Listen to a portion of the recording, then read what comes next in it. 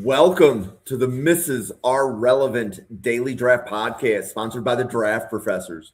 Today we are joined by three draft professors, Newt, Randy, Owen. Guys, it's good to see you. Randy, special guest here, being a Patriots fan on Wednesday night. This is your third Draft Professor podcast. Welcome back. How are you? Thanks. Good to be here. Thanks for making room on the screen for me. Yeah, well, sometimes the screen gets crowded. I think last night we had five. That was probably one more than I should have planned, but sometimes I forget who I've invited to a podcast, and that's what happened last night. So Owen, how are things in Buffalo? Like, you have power, I'm assuming, because obviously you're on a podcast. Yeah, well, we were still in the middle of the snowstorm. It was supposed to end earlier this afternoon, and it seems to say, no, we're going to keep hitting the north towns, weirdly enough. The south towns, like where the Bills Stadium is normally which gets hammered. Right now, the up north area is getting pretty buried, so I'm dealing with that. And then on top of that, Jim has me talking about the Broncos and how they built their championship roster last night.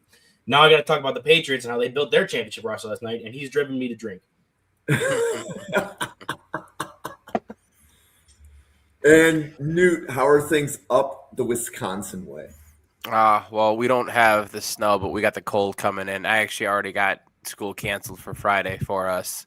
So enjoying what is going to be a 3-day week, getting a lot of players checked off. Next group I've been doing for Cheesehead's been running backs. So been watching a lot of guys running around with the ball in their hand and realizing how thin this running back class is. So excited to talk about that and talk about some UDFAs whenever we get there. But that is a story for another day. We're here to talk about the Patriots and what they have been able to do with that phenomenal turnaround that they've had. Yeah, so I appreciate that kind of volley back. So every podcast this week, Draft Professors is looking at one of the teams that is still in the playoffs, and we're looking at how they've built their roster and what examples, like what lessons other teams can learn from looking at how the Patriots built their roster. So, Owen, when you look at how the Patriots have built their roster, what stands out to you? Well, obviously, and it's not really even a roster question. It's more so the addition of Mike Vrabel in the offseason, going from Gerard Mayo, a one-time coach, to a proven winner in the league, someone who was born and bred like Patriots, played for them as a player, came up through that system, and is just the most Patriots head coach I think I've ever seen. Wants to fight everybody that he sees and embodies the Boston area. So I do think that was a good addition, both tactically and I think with the energy and vibe of the team as well, bringing that in. And then they've really weaponized their resources well. They already had the quarterback on the roster using the third overall pick on Drake May, who was my second favorite quarterback in that class behind Caleb Williams. So I think that's definitely coming to show itself now. He's in that MVP conversation for a reason. And then they utilized a lot of that cap space and the other draft capital they had. They weren't afraid to move off of players that weren't Vrabel guys beforehand, bring in guys that did fit that system. And they've also made some really smart additions with their contracts and how they've been able to structure them so that way, even if guys are on the older side or are at a cap hit that maybe they aren't reflective of it, they can move off those guys relative ease in the next few seasons. So I think they did a good job bringing in some temporary fixes at some positions, adding talent in the short term, but also leaving open an ability to maneuver around the cap a lot. So I do think they've done a really good job to make it both a short and a long-term fix for their roster after plummeting under Gerard Mayo last season. Do you mind if I expand upon what he was saying with the coaches there for a second?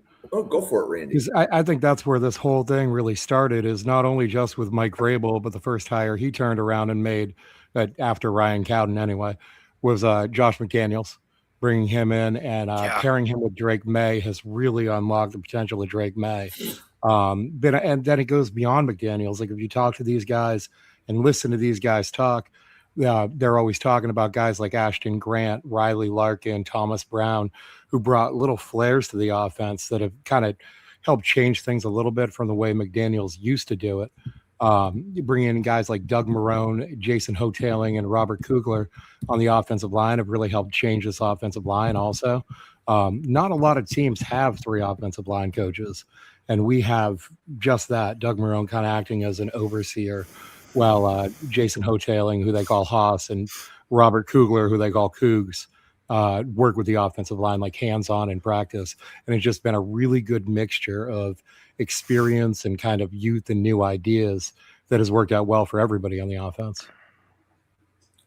Yeah, and I want to be able to point out some data. So some of the reason that we do these podcasts is to remind fans, Draft Professor, we cover the draft year round, how important the draft is to team building. So the New England Patriots were in the playoffs in 2021. And then if you compare the 2022 Patriots roster to the 2025 Patriots roster, there's only 5 players that overlap 2022 to 2025. So that's a year removed from the Patriots' prior playoff appearance, and only 5 players are in common. And that's kind of normal. And fans should realize this, is that if your team is holding on to a group of players for a really long time, that's a predictor of not making the playoffs. It's not actually a predictor of success. So the Patriots have 23 players on their current roster that they've drafted, and most of those players have been drafted the last 2 drafts, right? Because when Belichick left, that entire front office has essentially gutted the roster and then brought in new players. So, as you look at what the Patriots have done, how do you perceive that? And you're like the only NFC guy on the podcast, so I know that you don't see a whole lot of New England games up in Packers country, but what do you see when you look at New England? Well, we talk about Belichick and, for all the great things he did, I think towards the end of his tenure, he was one that in the draft world, we're making jokes about him because he's got his 7 guys, and those are the guys that he's picking. You look at Cole Strange as a first-round pick, what was that, 3 or 4 years ago, and it kind of left the entire rest of, the NFL media just, wondering what's going on. And, that's one example in terms of a lot that really caused that roster to kind of become crippled towards the end, just because you didn't have, in my opinion, high-end talent that you were able to draft, because you kind of worked off of your own script, and it really didn't work for him in the end. I know that he had some just absolutely stellar hits when you talk about the Wes Welkers of the world, as well as other players that kind of have gone through on that system and really risen up within there. But when you take a look at everything that they did, 2020, 2021, it really was kind of the last final piece that, drove him out and caused them to say, okay, we need to start from the ground up. I don't have enough information on Patriots and the play themselves, but, I look at their offensive line now, and you have 2 rookies that are starting. You have 2 free agents that have come in. I think that Morgan Moses is a guy that is more of a filler in that spot. And when you have Thayer Munford behind him, it's not like you're really getting pushed for that right tackle position to kind of be overhauled. I think Grady Bradbury is an okay player, but I think that one thing that you're still seeing the Patriots do is kind of recover from some of those, I'm just going to say it how it is, really poor drafts that kind of in certain areas cause them to really have to deficit manage. And they've done a really good job. And I think Drake May, obviously being the player that he is, has been able to accelerate that process. And I also think that, in that regard, when you take a look at the last couple of years, it was hard to get free agents to even come to New England and want to actually take that seriously as a landing spot. So it's been a little bit of a turnover, but I think that if you take a look at the guys that have been drafted, especially last year with Will Campbell, with Jared Wilson, and you're getting the time out of them. I liked both of those guys. Travion Henderson looks like he's just going to be an absolute stud. And then I think Braden Swinson really has an opportunity as he continues to develop at a spot where, an outside linebacker, you're not going to see them typically making an impact early on, especially more of an edge rusher that he is. So I think that they made some really good steps. And with a guy like Drake May, you're going to be able to help continue to nurture that roster. Well, And to build on that, so one of the things that makes this year's playoffs unusual is every single one of the final four teams has acquired half of their starters by free agency. So the Patriots have 11 starters that they've drafted and 11 that they have acquired by free agency. And Draft Professor does this analysis every year at this time. Like last year, it was 5. Like I think one team had 5, one team had 6, one team had 7 free agent signings, and then the Commanders were the outlier where they had double-digit starters by free agency. And the Patriots shelled out probably the most money of the 4 teams that are left. I think the Patriots were also the most active in free agency. Milton They Williams, have a ton of money too. I I mean, think they spent $350 million total. I think it was on free agents. yeah. What did they have last year's their cap? Was it like 70 like or 80 million? It was like 127. Yeah, I mean, Yeah. they had a stupid high number. And that was, once again, part of the thing is they really couldn't get guys to come in. They had these lower contracts. So, I mean, they had the opportunity to. You saw that with the addition of Stephon Diggs, a couple other guys that were able to, really come in and, like, Randy's talking, be an opportunity. Would you say $350 million they put out in contracts last offseason? In total, yeah. Yeah, well, right, yeah. So when you take a look at that, it really is something that, maybe you don't want to get yourself in that situation. We've got all that cap space and you kind of take the swing, but it looks like it's working out for the Patriots. That's for sure. And I think with the Patriots too, it's frustrating when you're trying to set data points to the roster because, like, let's call it what it is, right? They've overachieved. Okay. I mean, I think even the most optimistic Patriots fans here had 9-10 wins preseason. The most optimistic podcaster I heard or listened to had 11, and he was laughed at. So they've overachieved. And this is a team that prior to the season on paper, local podcasters around here were going down and saying, well, how many of these players are players that you want to keep going forward after this season? And they could only name like 3, right? Drake, Gonzo, Milton. That was pretty much it. Some would throw in Barmore maybe. But it was like, talking about foundational roster pieces. And now I think those same podcasters would go down this roster and list a significant amount more.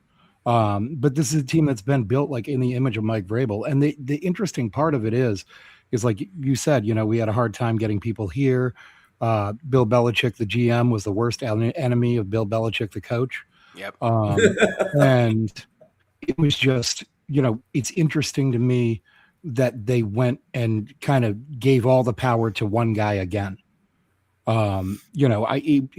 It just seemed like it would be a little bit more separated after having Bill Belichick, who just, in my estimation, bought into his own legend a little bit too much at the end there. But this team, it's been completely rebuilt in Mike Vrabel's image. And as a team, they're just, greater than the sum of their parts, right? We have one All-Pro or something like that, and 2 Pro Bowlers on this team. Like, that's an accurate reflection of the roster. This is a typical Mike Vrabel overachieving type of team. And one of the other things that I'd like to be able to look at is, okay, so if the Patriots brought in all of these free agents, like, you can't spend $130 million on free agents every year or whatever the number was that Randy gave, right? I think the Patriots had $130 million in cap space, and you said they shelled out about $330 million in contracts. Is that what I about heard? $350 million total? They had about 127, and I think they ended free agency. I think they still had like 30 or 40 million to spend. So they couldn't even spend it all. Like, they couldn't spend it fast enough. I mean, they got 30 million coming up this year. So it's like they're in a good spot after, shelling out all that money. Right. But what you can't do is spend that 2 years in a row. So that's where drafting comes into play from a roster construction standpoint, because in order to sustain the success, you have to be able to draft, for example, to replace a Stephon Diggs. So, I want to give Diggs a lot of credit because I thought he was washed up when he was in Houston. But that was just an injury, right? I want to give him at least a little. Well, I got to give him all the credit, really, because he still is playing at a very high level. But at the same time, he's also pressing. I don't know if he's 30 yet or not, but to sustain that level of success through like age 32 or 33 would be really difficult to do unless your name is Jerry Rice. Right. I mean, I would agree, Jim, but the way that they have structured these contracts makes it that way they could potentially continue to spend this offseason. Still draft, obviously. You're not going to mortgage your picks for any one player, but you can still draft and start building up that depth, giving them time to develop. Because when looking at their top spent contracts last year, so Milton Williams, they gave $26 per year. He has it out after 2 years. Stephon Diggs, he has an out after this season. Carlton Davis, he has an out after 2 years. Harold Landry out after 2 years. So like they have a bunch of contracts that either after this season, after the season ends, concludes after the Super Bowl this year, or after next season, they can get out of all these giant priced contracts they signed guys to if they are aging out, or if like Milton Williams continues to have injury troubles. I do think that they could continue to cycle through these contracts, and with the contracts they made, betting on guys not regressing, betting on guys not getting hurt. And if they do just want to get like cut tie with them, they could do that and they continue to spend a free agency while they're still continuing the draft. They've set themselves up really well. They structured those big contracts. They weren't just throwing around money willy-nilly. They were actually doing it pretty smartly this past offseason to now set them up to maybe do it again this upcoming offseason. Mobley agrees with you. Not only how they structure the contracts and so forth, but with their drafting and with the signing of undrafted free agents and so forth that are contributing on this roster right now in the playoffs. They had 11 draft picks last year, and they've got another 7 plus, I think another 11 this year. And then gonna stake out Efton Chisholm the third right now. Listen, like you gotta love Efton Chisholm. He set you up with UDFAs. But Elijah Ponder as well. You were talking about Braden Swinson earlier, and Braden Swinson's a guy that they liked enough to sign to the active roster at the end of the season, but he hasn't really played much. Elijah Ponder has played a significant amount of snaps for an undrafted free agent. He's contributing on special teams. He gets out there on defense. He's made 2 or 3 sacks. Several pressures, hurries. He's actually becoming something of an impact player when he's out there. And he's a guy that linebackers and edge rusher coach Mike Smith was really excited about preseason, talking about his athleticism and ability to pick things up quickly and so forth. So I think like not only the draft picks, the 11 draft picks that they made last season that are all still on the roster and many of them contributing, obviously, but the way that they've navigated the undrafted free agent class afterwards thus far, I mean, through one season, but thus far has worked out well. They had another couple guys that we were excited about that got injured preseason, but we'll see how it works out next season. And when you start looking at go for it. No, you go for it, Owen. I was gonna say, what was the story with Kyle Williams? I know he was kind of a slow come around for the rest of the beginning of the season, but I saw him a decent amount in that Houston game. So I'm curious to see how he was progressing with the team, especially amongst all these other rookies that have gotten playing time. Yeah, I mean, I think it's just kind of a matter of, we have a lot of people in that room. Like we started out this year with 9 receivers in that room that we kind of all looked at as they could all be on this roster, right? And people didn't know how many receivers were going to be in the room. By the time they came out of training camp, it had cut the roster down to 53 men. They still had 7 guys on the roster that were wide receivers. 2 of those guys are no longer here, Javon Baker and Jalen Polk. But Kyle Williams, he was just kind of a glut of receivers at that point in time that they're trying to get into their system, that they're trying to get, good rhythm with Drake May and so forth. And I think when Kayshon Boutte went down, when Matt Collins went down, it just opened up opportunities for other guys. Yeah, I was going to say, just because so I look at it, and especially from the lens of the roster and the draft, Randy, when you take a look at the positions of need, it looks more like you, in my opinion, Like I like how you put the whole thing. The team is more than the sum of their parts. Obviously, like you have a lot of spots where you can address it, but to me, it looks like positions that you have a vet that might be kind of aging out and trying to get ahead of. Like I look at Stephon Diggs, and he's not going to be able to play that way forever.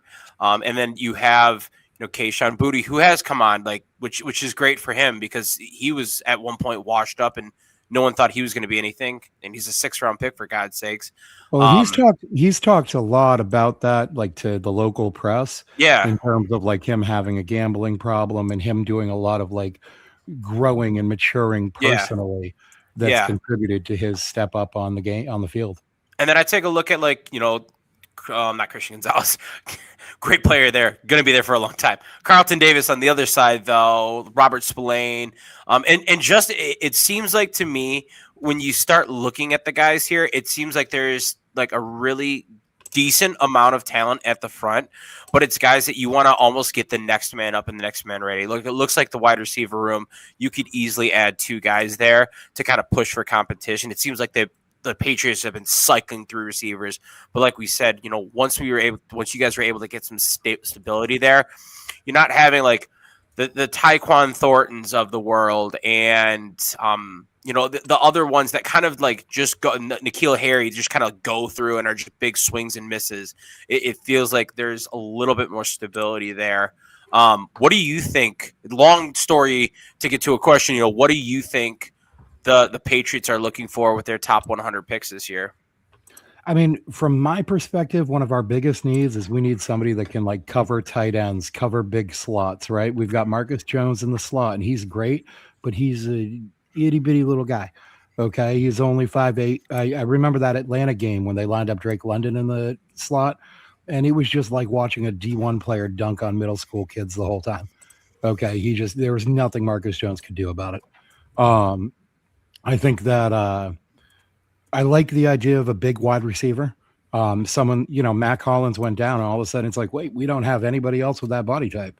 Everybody else on this roster is like 5'11", 6 foot, same type of player.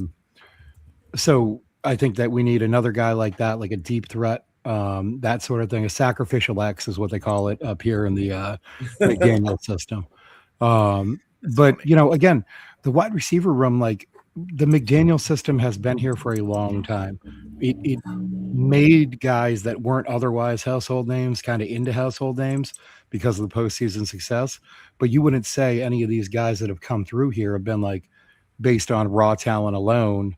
The Wes Welkers and Julian Edelmans of the world, they're not Randy Moss, right? They're not Terrell Owens. Like they're not these like crazy uber talented receivers. They're products of a system that they fit really well in. They had great timing with the quarterback that was very, very good and, greatest of all time. But, they fit well into a system and they were products of that. Josh McDaniel's system has never really required that like crazy talented 6'5", 225, runs 4.3. And when we had that guy, we didn't win any championships.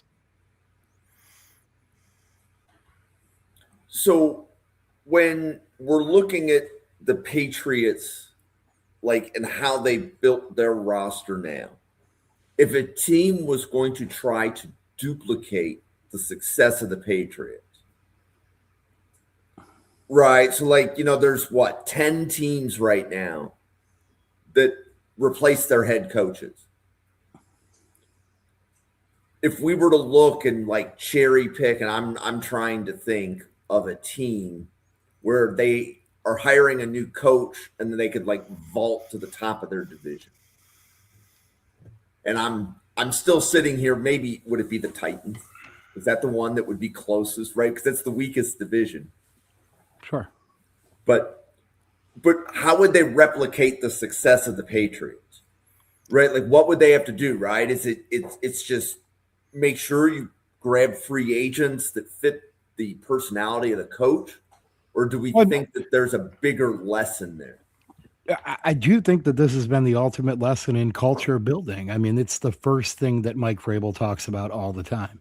I watched an extended interview with Ari Merov that he had with Alonzo and AJ Highsmith, who are father and son team in our scouting department here. Like they didn't come here together. They happened to get hired separately, but and the very first thing they talked about also was character. Alonzo had a whole like thing about how, his dad taught him how important character was to being a football player and being a part of a team and so forth. So I really think it's the kind of the ultimate example of culture building. And it doesn't mean necessarily that everyone is a Boy Scout, right? It just means that everyone is on that team and rowing in the same direction. Also, I can't let this go. The Titans are in the weakest division in football. There were 2 playoff teams from that division, and the Colts, who looked unstoppable until Daniel Jones went down with an injury. That's the weakest division in football? Well, I might say second weakest after the NFC South. NFC South by a landslide. You don't want to win that division. It's embarrassing. Yeah. I mean, why not the Falcons? Why couldn't the Falcons make a turnaround? That's the team right there. But yeah, the Falcons 100% because I'm an AFC fan. That's fair. I'll push back on the Falcons. I'll push back on the Falcons for this position. I just want to make my point known. Is the NFC South the weakest division in football? Easily. Okay, there we go. That's all I was looking for. But go on now. When looking at teams that can replicate what the Patriots did, I think a lot of what you need to do is, they had a second-year quarterback who was highly talented. Everyone knew he was highly talented his rookie year, but they never really pieced it together. I think outside of Cam Ward, you're not really seeing a ton of other places have that. And like with the Falcons, Michael Penix is going to be out for a significant amount of time starting next season. The coaching staff, who is now taking over for the Falcons, have no ties to Michael Penix. Like, he might be one of those quarterbacks that gets shipped off and not given a chance again at his current spot. So I do think that that spot may be least likely or less likely, especially compared to like the Titans, where you have a new coach, you have a second-year quarterback who was clearly talented, and just need to add free agency pieces to raise the floor there. So I don't know, Jim. How do you? Is that how you're viewing this? So I wanted to address the cap space. So my opinion is you should be able to turn it around without going on the spending spree that the Patriots did. I don't think the Patriots turned this around because of the spending spree. Yeah, being able to get Milton Williams and Stephon Diggs helped. I don't want to diminish that, but I don't know that it's the big money that turned this around, right? Because every single one of the Final Four teams has acquired 10 or more starters by free agency. So any team should be able to go and find 10 mid-range free agents. Yeah, right? I think not like the Rams had to to get here. I could right now highlight at least 3 guys on the defense alone, right off the top of my head, that are $5 million or lower contracts. In Jalen Hawkins, doing a good job here, Randy. Is Spillane a little below 5? Give me a minute. No, Spillane was a bigger contract. Jalen Hawkins, Kayvon Chason, and Kyrie's Tonga.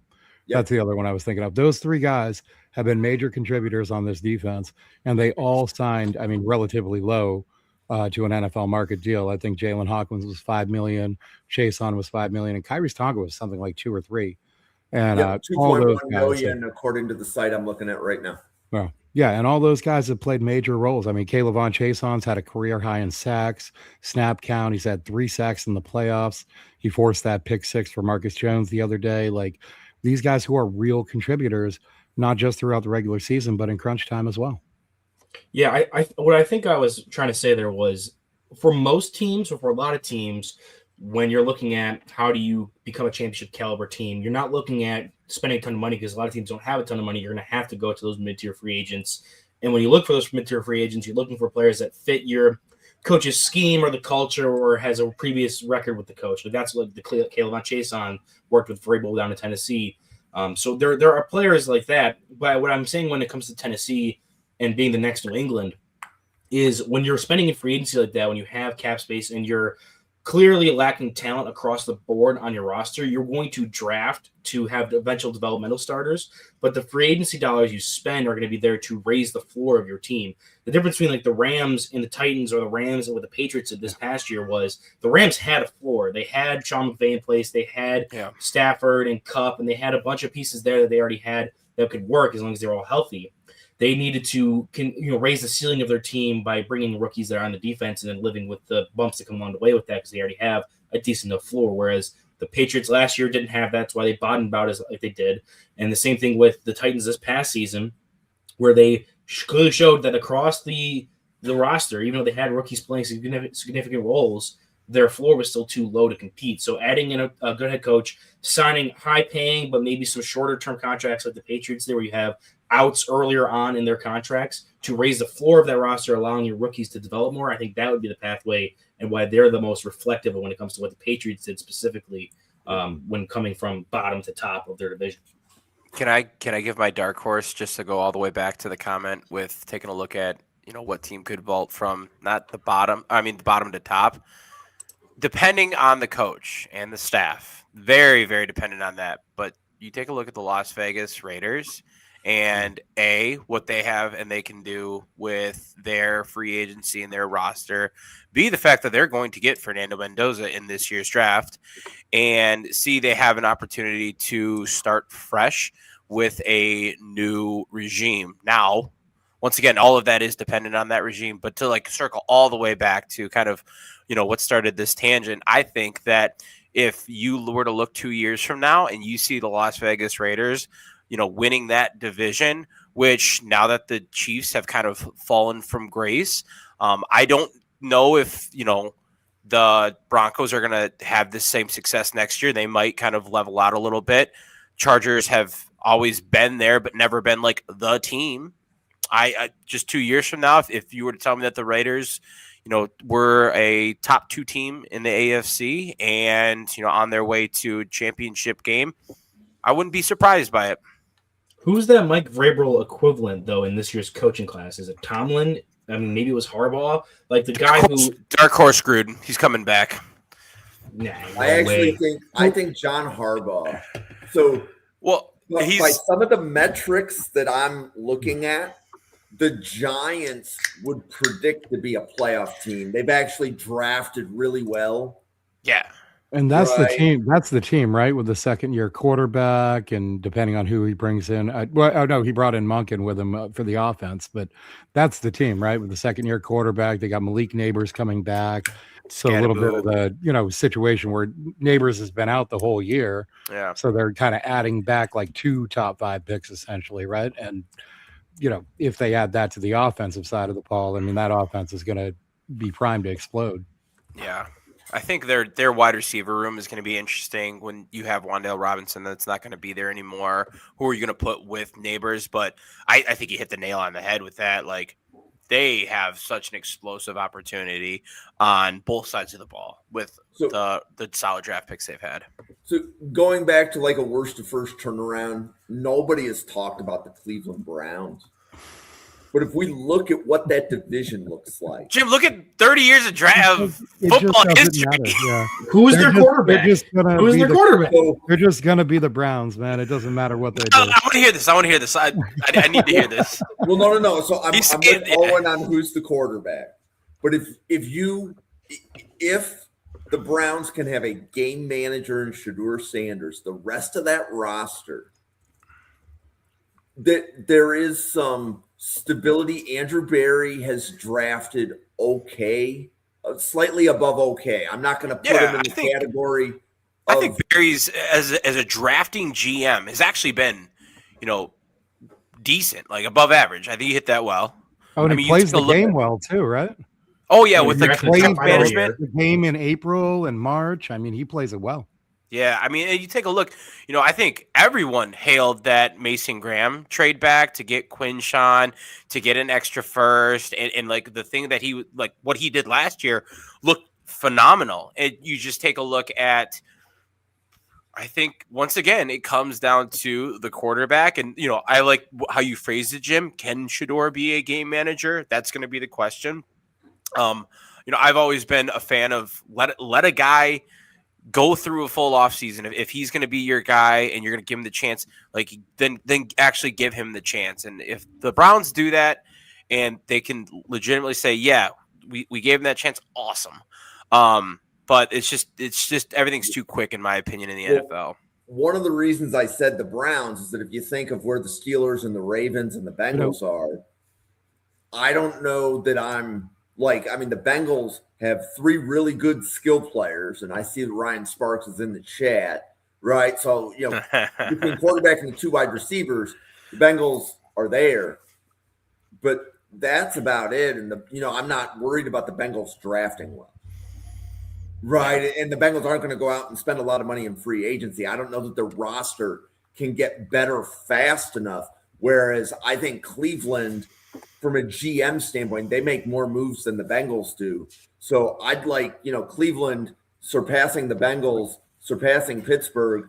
And then the question is, do the Ravens rebound? But I mean, there's a chance that Cleveland is that worst to first team. But call me crazy, but I think Cleveland could find a way to sign Mahomes, Justin Jefferson, whoever you want, and they will find a way to screw it up. Okay, I promise you, it's Cleveland. They're gonna figure it out. That was such a turnoff where I thought Randy was going. I love it. Look, it's just, it reminds me, back in the day, I used to cover the NBA, and the Clippers they had drafted Blake Griffin and signed Chris Paul, right? And there was this one NBA reporter, Jamel Hill, who said, the Clippers are going to clip. That's what they're going to do. That's what they do. The Clippers, they're just going to be the Clippers. And I feel the same way about the Browns. The Browns are just going to be the Browns. It's just what they're going to do. Yeah. Yeah, so... Now, granted, you always got to be careful with my hot takes because I had the Titans making the playoffs this year. Like, my hot take was the Colts winning the division, and I was so mad when they didn't. Yes, I was so mad. Owen was looking really good for that take the first half of the season. But I do think Owen was onto something earlier when he was talking about, raising the floor of the team, and the Giants are the team that could make a turnaround, or even the Falcons, when you're raising the floor of the team.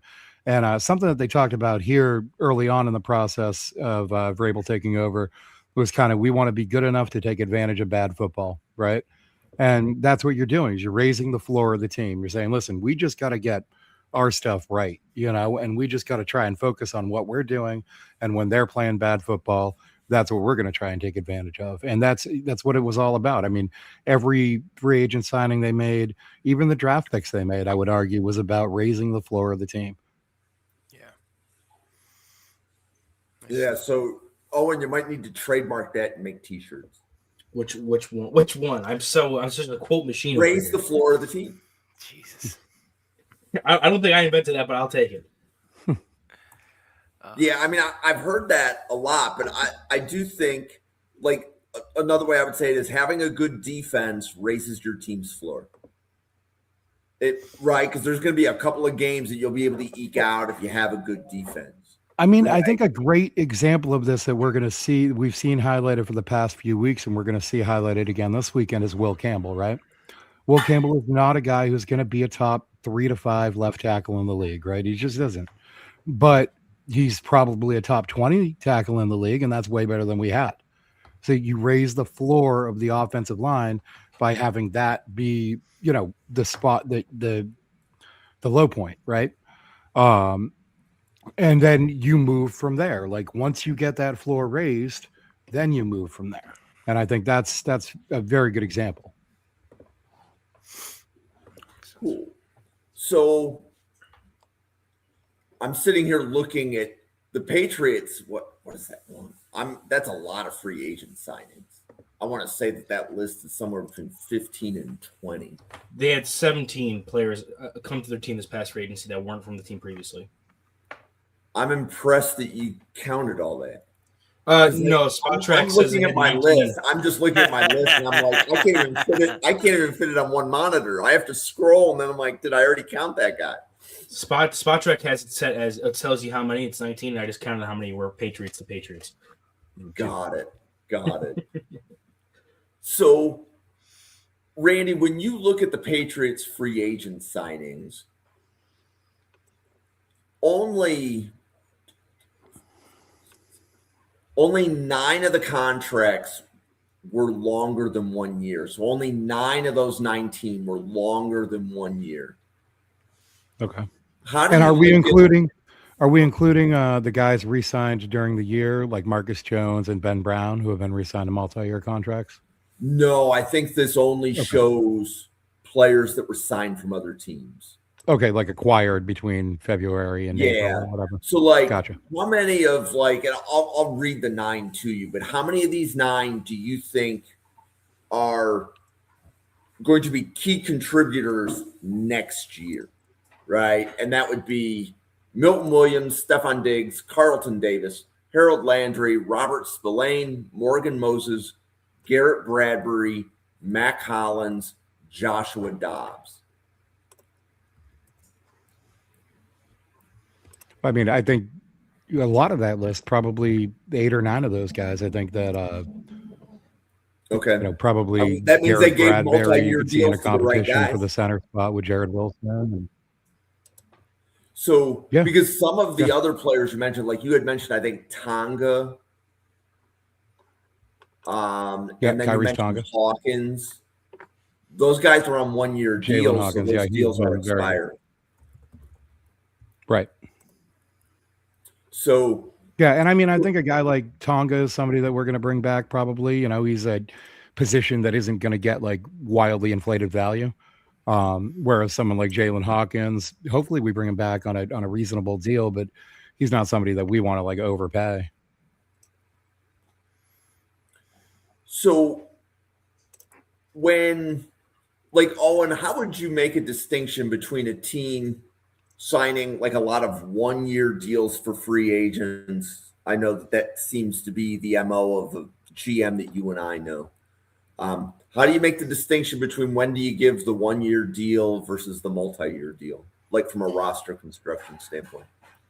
I think it comes to the point where you're still freshly into your new regime. You can afford to give those multi-year deals. So, like your example of the Bills giving out 1-year deals to like Joey Bosa or other veterans in the past to just kind of use the free bucks you have that isn't tied up in your current core or draft picks or other already established contracts that you personally signed.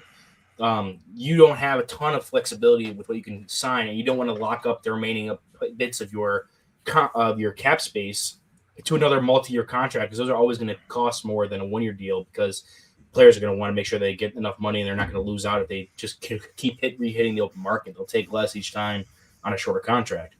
When you have a team where you don't really have an attachment to many of the players, or you don't have a ton of long-term contracts currently on the books, and you're looking to do like a makeover for the team, you find some higher billing players, and if you have the cap space to maneuver it enough, you then bring those players in on longer-term contracts that you think are going to be part of your new core you're establishing of veterans that are going to raise the floor of your team. So that way you have those guys to fall back on, whereas other teams, those players you drafted 5-6 years ago, if you're on the same regime that you were when you drafted them, those are the guys that are getting your long-term contracts, not particularly like open market free agents. So, being a Packers fan, they are like one of the least active teams in free agency, right?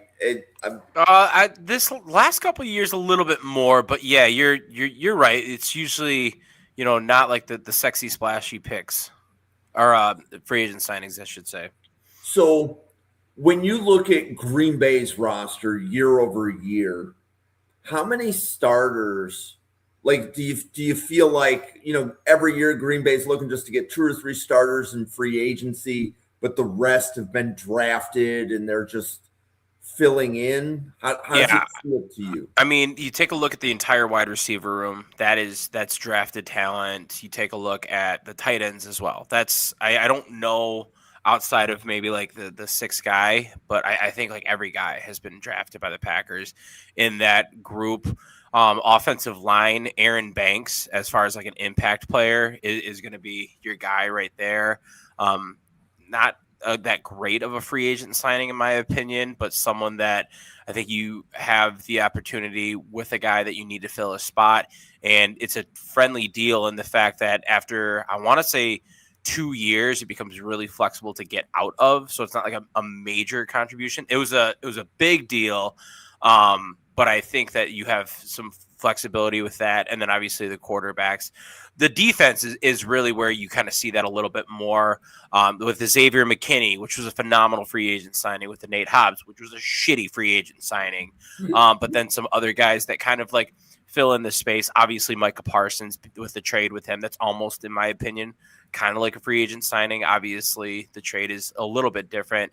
But aside from that, it's a lot of those drafted guys. So to me, it does feel like, hey, who are, especially if I see over like the last, 3 years, I forgot to mention Josh Jacobs as well as a free agent. But if you take a look like over the last 3 years, it feels like, hey, let's find a guy to fill a need. This year might be the offensive line or cornerback. Those are, in my opinion, like two of the big spots that we need to address. Defensive tackle as well. I don't know what that looks like, but in order to be able to draft how you want to draft and not to draft like you feel like you have to go a specific way, I think the Packers have done a good job of that and grabbing a guy that is able to be kind of a stopgap for a position for 2, 3, 4 year stretch. Go ahead, Randy. Oh, I was just going to say, when you're talking about signing free agents too, and talking about signing kind of the mid-tier or lower tier deals, if you will, I think it's important too. Something that the Patriots did this offseason was sign those leaders on the field. You talk about guys like Mac Hollins, like Steph Diggs, but he was a little bit of a bigger deal. But Mac Hollins, Morgan Moses, you mentioned earlier, is like kind of a place filler. Here, I'm telling you right now, he is a lot more than a place filler. He is the fourth offensive line coach on the field. He was throughout the summer. He was the guy there with the younger guys after practice, showing them tips and stuff out how they need to do it. Then you got Harold Landry on the other side of the ball, was one of the first signings Vrabel made. Robert Spillane, the Green Dog guy, but Jack Gibbons also, who was a lesser signing, but a guy who knows this defense and leads the locker room kind of from behind the scenes. So you got a lot of those like glue guys that are leaders on the field, coaches on the field, if you will. Yeah, I think go for it, Owen. I already talked to you. Go for it. Well, I was going to tie it back to to the Patriots and talking about 1 year contracts. To tie it back all together, we can look at the like pre-D'Amico Ryans Texans, where you threw a bunch of 1 year contracts 3 years in a row at a bunch of mid-level guys, but you never really brought in and established your culture pieces, your players that are going to be those leaders, like Randy was talking about, where they just continuously handed out 10, 15 1 year contracts and new players.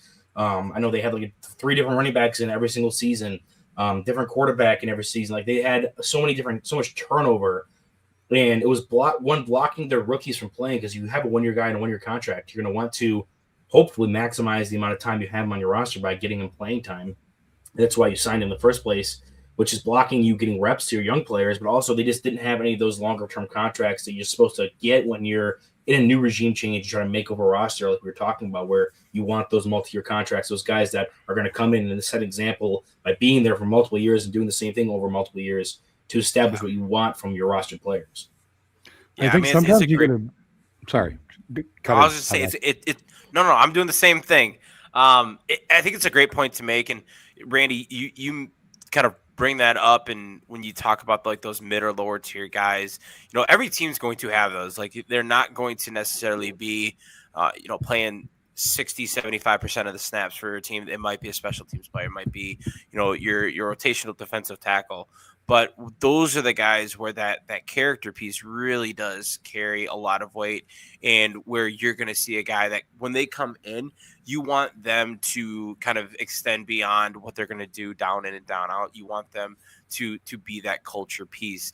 And the point that Owen's making with that kind of disruption in there, I totally agree with the issue that does create. And I think if you're using it as a way of giving a player an opportunity to grow and develop, it can be a phenomenal tool, but it can't be the only tool that you have, because then it becomes a hindrance in a lot of those other elements, especially when those guys, are not those culture building guys. It's just a guy that's in there to get a paycheck, to maybe be on a prove it deal and get a bigger ticket to somewhere else.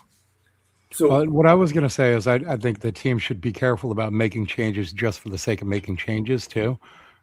Sometimes going year to year, the guys you keep are just as important, like going administration to administration. And I think like we saw that here.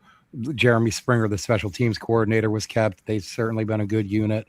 And then a couple of names like Marcus Jones was a guy that local people here were like, he doesn't fit in Vrabel's system.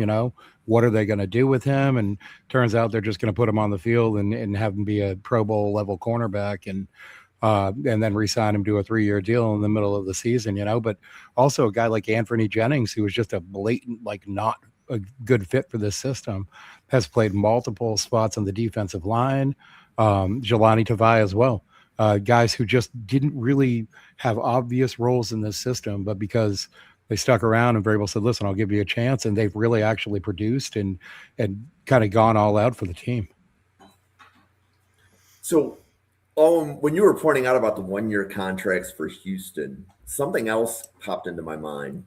So from a GM strategy, sometimes you'll hear people talk about comp pick bingo. So if you sign, let's say 9 free agents to 1-year deals and you let them walk and they sign somewhere else the next year, some of those contracts may be large enough that you're going to get a comp pick back for them. So one of the other things about the cheap free agent deals, those are also sometimes the deals that are signed in May and June. They're not always the hot signings in March or April. Right, yeah, but the problem is those once those guys walk and then get signed, even if you did have a guy who like did a turnaround in that one season, you'd rather have him come back. But even if you didn't, you going out and signing another 10 1-year contracts goes against you getting those comp picks back because it's a balance of what you've lost versus what you bring in. Well, and that was where I was pointing out that as long as you're making those free agent signings, I believe it's post June 1st. They don't count against the comp pick formula. There's a date. Once you hit that date, any free agents after it don't factor into comp picks. Yeah, find me a team that built their entire team on post June 1st signings and see how that went. I'll let you know. I haven't been tracking that, but no, like when you were pointing out, like just the Texans constantly bringing guys in on 1-year deals, I began to realize like Houston tends to have a lot of comp picks too. But I haven't necessarily correlated that. That was where I was going with that. But I think the problem with that, and that Houston regime is gone now. That's not the current one in place. But what they were struggling with was I think they were doing a lot of those 1-year signings like at once free agency opened up. They weren't doing a ton of them after post June 1st. They were still getting their pick of the crop. It was just like the Rex Burkheads and Devin Singletaries and Tyrod Taylors of the world.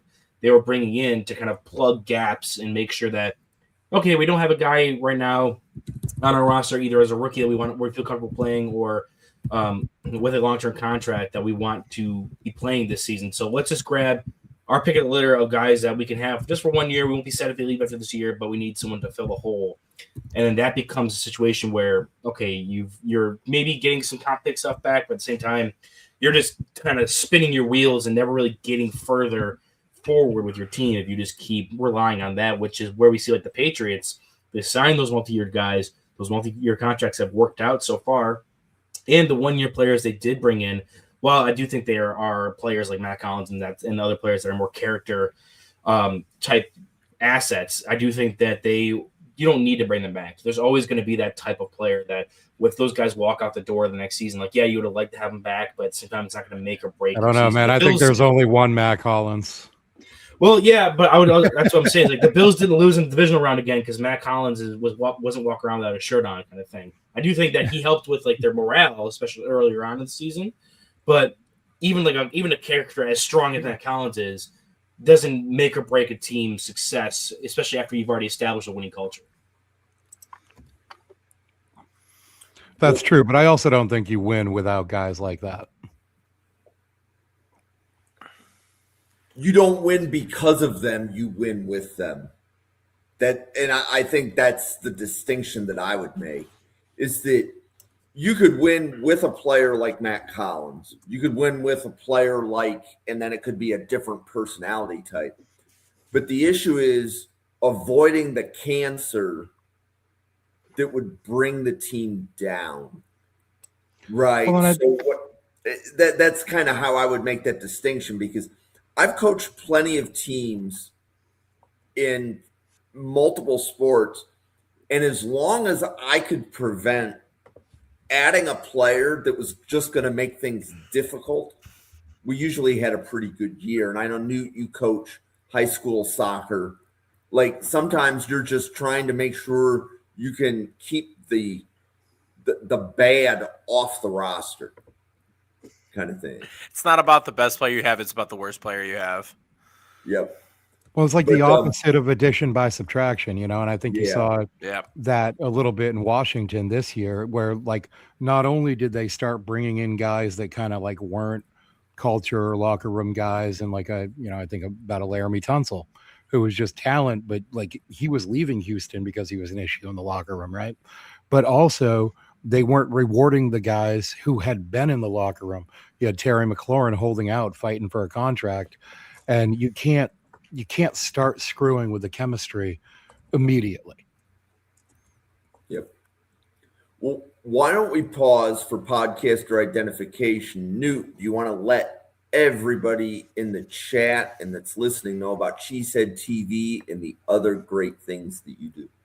Yeah, Newt Weston, you can follow me on the app, formerly known as Twitter, at NFL_Draft_Weston. That is where I post all of my content that I put out. As Jim said, I do podcast and contribute for Cheesehead TV, both on their media platforms as well as their upcoming draft guide, which will be released in early April. I will have more information on that as we go throughout the offseason. I also do run zerotechdraft.com, and you can find me also here Wednesdays every week leading up to the NFL draft, 9 p.m. Eastern time, with Owen and his always smiling face. And his cat. Can't leave the cat. And Mowgli. We keep him on because Mowgli's there. Yeah, he's the real talent. I'm glad that you mentioned Mowgli, because I didn't remember Owen's cat's name. Jim, I'm offended. The man took that. The cat took that a podcast one time. It was great. Yeah. He did. Owen, you want to let everybody know about Weekly Huddle and all the things that you do? Yep. So you can find me over on Twitter, or I guess previously known as Twitter, at Weekly Huddle. I've been on a kind of single man crusade of battling every single Bills fan that wants Brandon Beane's head on a pike. They didn't make it easy on me today. I'm not gonna lie. That was fun. But I also am over on YouTube at Weekly Huddle. We did a whole live stream about the same topic, and I'm going to be chopping up the kind of 50-ish minute rant I had about it to open that live stream on a random noon on a Tuesday into more of a digestible video, but I'm going to have that posted up soon. I'm also writing for the interior offensive line section of the column of Cheesehead TV, the draft guide that Newt was just mentioning, so you can catch me finally becoming a published writer for the first time when it comes to draft. I don't know why it took so long. Maybe it's because I kept wearing Bears jerseys. They didn't want to keep asking me to come on. Yeah, probably you're gonna work yourself out of a job. Oh, Randy. Yeah, you can find me on X, Twitter, whatever you want to call it, at RI Sports News there, and on YouTube at Snap Judgments, Randy. And I'd put up daily live streams at 8, 9 a.m., just talking about a lot of Patriots leaning stuff, but a lot of draft stuff, a lot of NFL stuff, and, occasionally touching on other sports as well. Well, I first want to thank all three of you for coming on. So as Newt and Owen said, they're here every Wednesday. So next week, Newt and Owen are covering their quarterbacks. So they're going to go through their quarterback boards. And Randy, I want to thank you for coming on. I now know that Dylan Thieneman is probably going to be a Patriot. So Randy has done several mock drafts on this podcast channel. He likes Dylan Thieneman to the Patriots in round 1. Yes. So it's just I appreciate you coming on. We definitely learn a lot from each other. And I want to tell everybody listening that if you go to the X-Twitter page for Draft Professor right here, I don't know if it's X, I don't know if it's Twitter, it's X-Twitter. At NFL Draft Fanatic, no, I am Fanatic. The pinned post is a sign up for our 32-person mock drafts. So last week, Owen was on the podcast drafting for Buffalo. The last 2 weeks, Randy's been in the chat drafting for Green Bay.